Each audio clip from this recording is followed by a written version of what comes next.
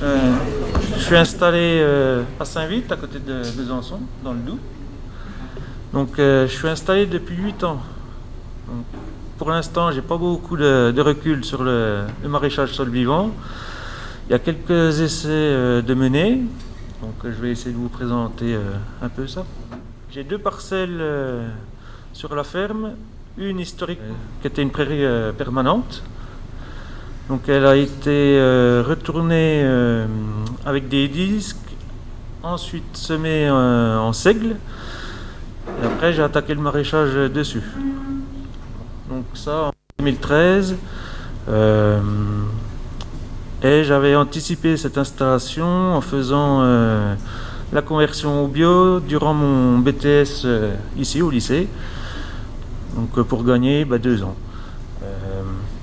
Donc après, je suis sur du maraîchage classique, 1 hectare de plein champ, il y a un peu moins de 1200 m² de serre multichapelle, avec travail du sol classique, labour, pas de travail avec des outils rotatifs, uniquement au vibro. J'ai juste fait l'acquisition d'une herse rotative l'année dernière, justement pour des problèmes de compaction un peu pour me faciliter les lits de semences. Donc autrement, je fais 1,5 hectare de blé que je transforme. Donc ça, c'est depuis 2 ans, je le transforme en farine sur place, et depuis cet automne en pâte. Donc il y a eu un labo de montée où je transforme le blé en farine sous 3 formes, plus 4 formes de pâte. Tout ça vendu en direct. Donc historiquement, depuis l'installation, je vends essentiellement en panier, donc 80% en système AMAP, où j'ai créé la map en même temps que l'installation. Donc je fais 55 demi-paniers à 10 € la semaine et 9 gros à 20 € la semaine. Plus de la vente directe le lundi soir sur place, et quand il n'y a pas le Covid, de la vente avec les restaurateurs, dont un étoilé, et le deuxième c'est un restaurateur semi-gastronomique. Donc on peut voir la parcelle, les serres ont été implantées en plein milieu, avec un chemin d'accès pour les clients. Il y a le raccordement à l'électricité, à l'eau du réseau. Pour l'instant, l'irrigation elle est uniquement sur eau du réseau et la récupération d'eau de pluie des serres. Donc il y a 250 m³ d'eau de réserve. Donc ça au début, ça me permettait de tenir sur l'irrigation des serres toute l'année, ainsi qu'un tiers du plein champ. Et depuis 3 ans, ça ne suffit plus. Arrivé au mois de juin, c'est plié, la cuve elle est vide. Donc c'est d'où cette recherche de paillage, notamment pour diminuer les besoins en eau. Donc après, on peut voir, il y a tout ce qui est courgettes, c'est sur bâche. Et après, il y avait eu un essai de choux également sur bâche qui n'avait pas marché. Si je me rappelle bien, c'était suite à un engrais vert, mais la bâche était mal lestée. Elle se soulevait sans arrêt, puis les choux sont passés en dessous, tout cassés. Ils étaient cassés, donc ça n'a pas marché. Donc ça, c'est une des dernières analyses de sol. Donc je suis sur un sol argilo-limoneux, assez lourd, qui travaille bien, avec une bonne rétention en eau. J'ai encore pas trop de problèmes de compaction non plus. Il y a une très bonne vie du sol. J'ai toujours fait attention quand je travaillais le sol, toujours aller au bon moment, pas matraquer les sols. Donc là, c'est les premiers essais. C'est suite aux tomates de cette année. Donc les tomates ont été plantées sur sol nu et paillées une semaine après. Là, j'ai fait le choix par contre de couper les tomates, laisser la paille. Au printemps, je vais y mettre courgettes, concombres, haricots plats dedans, en direct. L'an dernier, c'est ce que j'ai fait dans la chapelle du milieu, sur cette même base, sauf que j'avais broyé la paille au printemps. Donc ça a très bien marché, sauf la petite attaque de limaces qui n'était pas prévue, que je ne connaissais pas. Ça, en 4 ans, j'ai utilisé moins de 10 kg d'anti-limaces quand je travaillais le sol. Et là, c'était la petite surprise découverte. J'ai réagi vite fait, anti-limaces, j'avais encore assez de plants pour renouveler l'essai. Et là, zéro problème, ça a bien marché. Et j'ai résolu un gros problème que j'avais depuis mon installation, c'est-à-dire des pucerons sur concombres. Tous les ans, ils se faisaient dégommer arrivé en juin. On a essayé des traitements en bio, la PBI, variété ancienne, variété hybride. Tous les ans, c'était pareil. Et là, il n'y a pas eu d'engrais organique en bouchon d'apporter, pas d'azote, pas de pucerons. Un problème de résolu. Là, c'était toujours dans la même chapelle, ça naissait un peu à l'arrache, j'étais pas du tout prêt. J'ai mis de la salade directement dans la paille. Pour l'instant, ça démarre bien. Il y a juste le problème de l'hiver cette année qui a été un peu plus rigoureux que l'an dernier. Un peu de mulot, mais bon, à vous entendre, c'est chose commune.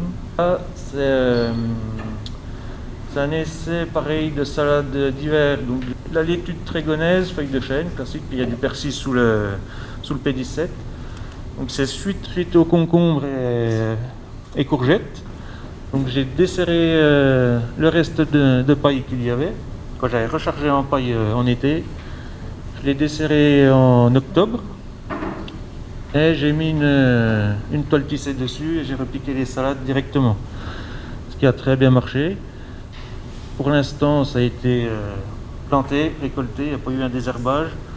Sachant que, on voit pas bien sûr la chapelle à droite, mais il y a le gros problème de mourons. Que ce soit au printemps ou à l'automne, je me fais complètement envahir de mourons, et là, rien du tout. Donc pour l'instant, ça réussit aussi. Là, c'est un essai cette année qui a été renouvelé par rapport à l'an dernier. Donc c'est le reste de céleri branche. À côté, il y avait le céleri rave. Donc ça a été repiqué en sol nu et paillé un petit mois après. Il y a eu un désherbage manuel de fait avant. Paillé. Et là, les résultats sont convaincants. L'an dernier, c'était du simple au double. Il y avait eu un essai céleri sur paille, céleri sol nu. À la récolte, c'était du simple au double. Donc ça a été renouvelé avec un bon rendement. Les céleris faisaient 800 grammes à peu près pour les plus gros. Et les plus petits, on était à 400-500 grammes. Donc ce qui me satisfait. Là, c'est un essai d'ail d'automne également. Donc c'est la deuxième année que je fais de l'ail sur la ferme. La première année, je l'avais fait sur sol nu. C'était l'an dernier, avec l'automne qu'on a connu bien humide. Je m'étais dit ça va rien faire. Ça a été très mal préparé. Très bon rendement par rapport aux autres collègues. Donc cette année, j'ai doublé la surface en ail. Et en cherchant à droite à gauche sur internet, j'ai vu que ça pouvait se faire sur paille. Donc j'ai tenté le coup. Ça a l'air de marcher. Je me suis gratté un peu la tête pendant 3 semaines si j'avais fait le bon choix ou pas. L'ail faisait rien du tout, même en grattant je ne le retrouvais pas.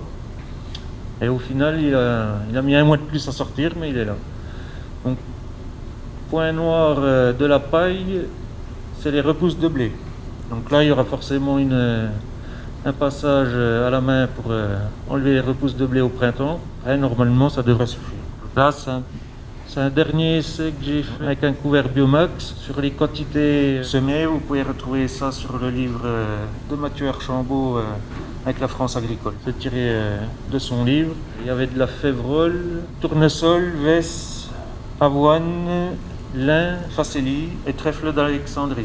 Et sur la photo de présentation, c'était le trèfle d'Alexandrie qui était reparti de ce couvert-là au printemps. Quelques essais, mais qui restent convaincants. Là où j'ai entre guillemets les appréhensions, c'est sur les semi-directs, notamment carottes. Et c'est essayer d'adapter le système de maraîchage solivant au mien sans pénaliser la partie économique de la ferme. Ça, je peux pas me lancer comme ça. C'est autant une reconversion, je dirais, d'un conventionnel au bio. C'est une remise en question totale. Est-ce que tu pourrais m'expliquer ce que tu m'avais dit au téléphone, pourquoi tu t'étais intéressé à MSV et puis toutes les vidéos que tu avais regardées Ouais. C'était suite du coup à certaines problématiques. Donc il fallait bien chercher des réponses. Donc en termes d'irrigation, donc je suis sur l'eau du réseau. Donc moi je l'ai encore pas très cher par rapport à certaines régions. Je l'ai à 1 € en moyenne le mètre cube. Donc c'est raisonnable. Sauf que maintenant, les 3 derniers étés qu'on a eus, c'est catastrophique la consommation d'eau. Donc il faut bien chercher des solutions pour l'avenir. Donc il y a ça, il y a des problèmes de temps de désherbage, où là je suis envahi de panique sur certains carrés. Et au sein de la MAP, donc on est 14 producteurs, dont un qui est producteur laitier en Haute-Saône et qui fait du semi-direct en bio. Donc je m'appuie pas mal avec lui. De toute façon, on peut voir sur les vidéos de Vers de Terre Production que ça vient du semi-direct des grandes cultures, le maraîchage sol vivant. Donc je m'appuie essentiellement sur lui. Je te pose une question, j'écoute tes carottes, Pour l'instant, c'est sol nu et puis semé au semoir et bras. Donc en 4 ans sur des planches d'1,20 m, puis au pouce-pouce et puis désherbé une fois à la main. Donc cette année c'était pas mal, ça reste correct, ça pourrait être renouvelé comme ça. Et quand on voit ce qui peut être fait autrement, ça me pousse à changer. Sachant que j'en ai, comme certains l'ont déjà dit, je commence à en avoir un peu marre d'utiliser des engrais organiques en bouchon.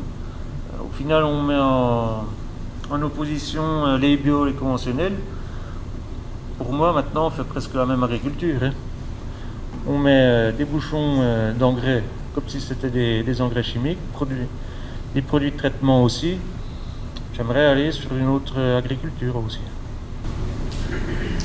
Et là, avec les premiers essais, il y a des choses qui seraient bloquantes pour passer toute l'exploitation, enfin, mis à part les carottes, pour passer toute l'exploitation dans les MSB. Ça va être tenté cette année. Alors je ne m'interdis pas encore de donner un coup de travail du sol s'il le faut. Ouais. Ça, je pense que de ce que j'ai compris par rapport à certains portraits, il ne faut pas se bloquer non plus sur une seule voie. S'il faut aller donner un coup d'outil à dents, je le ferai. Après, pour l'instant, ça devrait pouvoir se faire. C'est plus le recul, de ne pas avoir encore eu trop d'échecs et voir comment que ça peut se travailler, notamment le couvert Biomax. Et là, c'est la première année que je vais travailler au printemps derrière un couvert. D'habitude, c'était sur la bourre. Donc, c'est ces petites inquiétudes. Je pense que c'est plus dans notre tête que c'est compliqué que dans le sol. Le sol répond très vite. Dans le carré donc, où il y a eu le trèfle cette année, donc ça devait être au mois d'avril-mai. Ça a été broyé en juin. J'ai ramené 50 cm de foin par-dessus. Donc j'ai encore 2 hectares de pré autour, donc j'ai ramené 50 cm de foin dedans. À l'heure actuelle, tout est digéré. Donc les sols ont l'air de répondre. Sous serre, ça avait été le cas avec la paille. À cet endroit-là, ça répond, sachant que c'était un carré très problématique, où c'est le seul endroit de la parcelle où j'ai 30 cm seulement de terre. Donc il est très séchant en été. J'ai jamais réussi à faire des légumes dedans. Donc là, je pense que ça peut tenir le bon goût en continuant les paillages dessus. Et d'un point de vue agronomique, tu ressens le besoin de changer de méthode ou c'est vraiment lié à l'irrigation et l'humidité? Parce que d'un point de vue agronomique, vraiment, il faut que tu changes de façon de faire. Oui, non. Notamment par rapport à l'irrigation, on va en revenir aussi. À mes premières années d'installation, j'avais pas de vent du tout sur la parcelle. Je suis en aspersion sur le plein champ. Il n'y avait pas de problème, tu pouvais arroser le soir en plein été. Maintenant, tu regardes autant s'il pleut, s'il y a du soleil, que le vent. C'est même plutôt ça ce que je regarde en été, c'est quand ils vont annoncer du vent ou pas. Parce que maintenant, on a des épisodes d'une semaine avec du vent où je peux pas lancer l'aspersion. Et du coup, c'est Et la problématique de la gestion de l'eau, Ouais. par exemple, pas de la fertilité du sol en tant que tel. Pour la fertilité, elle a toujours été bonne. Comme j'ai dit, la parcelle, historiquement, c'est une prairie permanente depuis presque 30 ans. Il y a de la matière organique dedans. J'ai jamais trop travaillé en excès le sol. J'ai toujours fait en sorte de ramener quelques engrais verts. C'était un peu, on va dire, des bouches-trous quand même. Mais il y avait un peu de couvert, un peu de compost amené. Il y a eu des efforts de fait. Donc là, je suis à 3,5 de matière organique. Donc c'est quand même pas mal sur du maraîchage classique, on va dire. J'ai encore pas tout bousillé le sol. Et là, au fur et à mesure des années, ton taux de matière organique, il n'a pas baissé sur la parcelle? Non. En fait, il y avait des études Là, il s'est maintenu. qui avaient été faites où il disait que si tu partais d'une prairie naturelle qui était retournée, en gros, tu avais un stock de matière organique qui pouvait perdurer pendant une dizaine d'années, enfin, qui se minéralisait en fait progressivement, et qu'au bout de 10 ans, c'est là où tu pouvais avoir des soucis. Quand on avait fait juste avant l'installation, les maîtres de stage étaient venus voir la parcelle. On avait fait des prélèvements. Dans les 20-30 cm, on retrouvait même des petites boulettes de matière organique. Donc c'était assez riche. Moi, j'étais quand même conscient qu'il ne fallait pas trop le dégrader. Ouais. Au mois de novembre, il y avait une formation en Moselle avec Vincent Levavasseur, et lui, son système, en fait, c'est de dire vous me coupez si je me trompe sur les périodes, mais tous les 3 ou 4 ans, en fait, c'est faire une rotation pour se remettre sur une prairie, en fait, et du coup, comme ça, remonter ton taux de matière organique de manière naturelle. Et ça, c'est pas possible chez toi, vu la surface que tu as? Il va y avoir un petit essai. Là, on peut un peu le voir. J'ai tout redessiné le parcellaire. Donc, on voit des bandes de trèfle ici. Ça se voit moyennement. Mais là, maintenant, c'est tous des blocs identiques, même longueur, même largeur. Et espacés de 3 mètres. Donc là, ça a été semé avec des bandes de trèfle. Pour mettre de l'agroforesterie aussi, peut-être. Ça, c'est sûrement un projet qui va être finalisé dans l'année avec la chambre du Doubs. Il y a une technicienne spécialisée là-dessus. Et le fait de travailler maintenant en bloc, là je me suis libéré un bloc devant la serre où j'avais de grosses problématiques chardon, et qui va être semé en luzerne et sûrement de la chicorée aussi, justement pour faire de la concurrence. Pourquoi pas broyer ou alors ramener en paillage avec les pendeurs à fumier sur des planches. Je verrai si je vais l'exporter ou broyer sur place. Donc ça me permet de tourner un peu comme ça. Le fait de faire des céréales, j'ai ma propre paille également. Et après je sème des couverts à la place. Bon, c'est un peu déshabiller Pierre pour habiller Paul, mais on fait ce qu'on a. Merci bien. Merci bien. C'est moi.